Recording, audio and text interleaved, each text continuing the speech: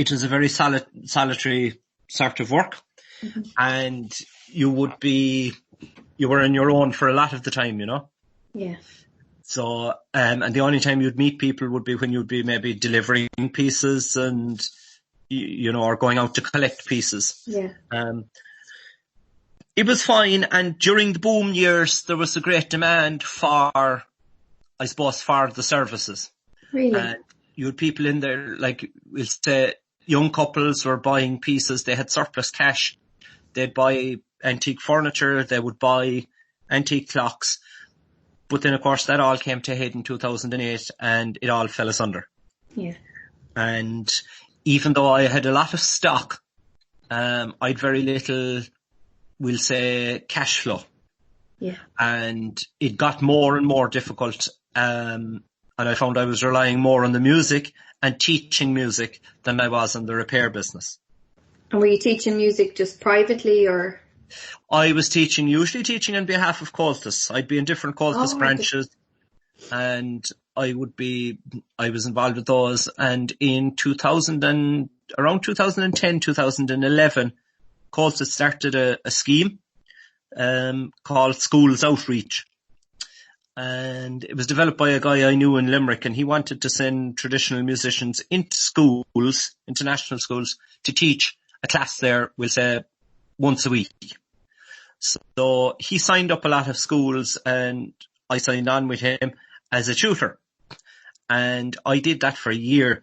And I suppose I was always interested in teaching, you see, but I never, at the time when I did the Leaving Cert, the points were very high and I never even considered that it would be for me. Okay. I thought it was completely inaccessible, I suppose. Yeah. Like teaching was maybe 400 and... Yeah, it was 470 or 80 around that time. 470 or 480, yeah. Yeah. And I remember, the arts was something like 410, I think. Yeah. So, when I did do the exams, I got something like 450 or something the second time round. Mm. So, I was near enough to it, but I hadn't enough motivation to want to do it. Yeah. I just wasn't mature enough. That's basically what it boiled down to. So say then that the recession was one of the kind of factors that influenced you moving away from horology. Am I pronouncing that correctly? Yes, you're right. Yeah. Yeah. No, the recession was a huge factor in it. Yeah. And as well, I suppose I was getting older and the realization was kind of coming to me I'm not making a fortune out of this, Mm. I was self-employed and there was a lot of headaches with it, yeah.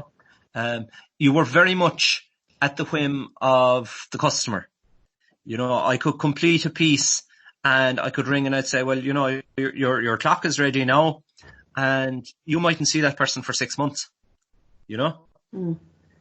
So you'd have expended your time and energy doing something and then you couldn't get paid for it. Yeah. Frustrating. So it was very frustrating. So, I suppose the recession and the frustration element of it and my getting older and getting a little bit more mature, was fundamental to my applying to Mary I, to see what I was over 23 then, and someone made me aware that there was an access program. Yeah.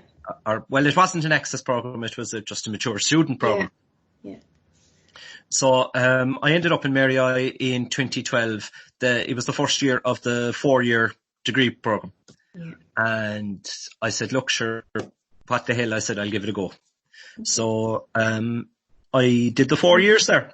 And before you started in Mary I, what were your perceptions of teaching? I know you had a little bit of inaccessible to the likes of me, Sorry, say that again? I felt it was something that you had, You're breaking up over there. Am I sorry? Can you still hear me, Annette? Yeah, I can hear you now. So just start me again there. What were your perceptions of teaching before you started? So I felt that it was something that I suppose was inaccessible to me. Okay. I felt that in order to be a teacher, you would have had to have started when you did your Leaving Cert. That, like, even that I got into, you know, that I was accepted in Mary I, as a mature student, I felt huge pressure because I said, all these kids are coming out, you know, I'm in a cohort with kids that have got 480, 490 points, you know, and how am I going to keep up with these kids? No, I suppose I didn't count on my life experience in that, into the mix, like at the time. But teaching, I thought, was inaccessible, basically. And outside of that, the actual practice of it, I was very much at sea with, because I only had my own memories of primary school from the 80s. So I didn't know, you know, I felt it had changed a lot. And there was a lot of talk about technology, and, you know, this was all coming at me, you know, so I suppose my perceptions were very different to maybe the reality, you know. Okay. And any expectations that you had? Because you mentioned you had some experience with the Cultus scheme, going in and out to schools teaching music. Yes, I suppose I did have the expectation, all right, that I would find it easy enough to get accepted once I was in the system. Okay. Because I suppose I would consider myself personable enough, and any time I had been in a staff room in different schools when I was teaching for Cultus, I had no problem getting on with the teachers. Yeah. So I felt that from that point of view, you know, this was something that I could access once I was in the school. Yeah. But the hurdle was the teacher training program in between. Okay. You know, I felt I would be okay once I would get into the school, but the in between was I felt was a problem. You know. So did you have concerns then about changing to a teaching career? I did. I was apprehensive, but at the same time, looking back on it now, I was either A, very foolish, or B, I must have been quietly confident, even though I wouldn't have said I was confident. Okay. But I had this attitude that kind of like, look, I'll try it. And I had some friends who were very, very supportive, and several of them were teachers. Okay. And they made me apply for it. They sat down and they did the application with me. And one thing I'll write, I suppose, that stood to me was my Irish had always been good, and I had strong Irish, and I, like, you know, you'd hear in the grapevine, oh, that's a real stumbling block for people in college, you know?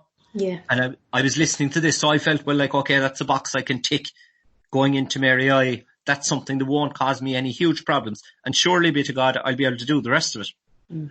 And I literally did it week by week. And the next thing it was Christmas, you know, and then it was the summer, and I had a year done. Yeah. And I suppose my confidence grew then, you know. Yeah. And was there anything in particular that made you just pick teaching? You know, it's like when there was a whole load of other things, what was it in particular? Why didn't I pick accountancy, or why didn't I pick... Yeah. Okay. The one thing that has always, and I know this might sound a bit naff now, like, you know, but I suppose the one thing that completely sold teaching for me was, at the time I was working, like, it was all very solitary. Yeah. And when you're on your own and you're working on your own, your mind is always going.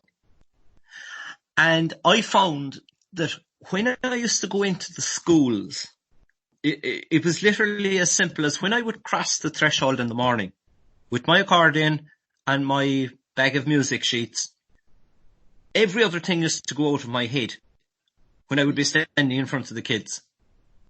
I was completely focused on who was in front of me. Okay. myself and in my own problems, if that makes sense. Yeah, no, it does. So would it be fair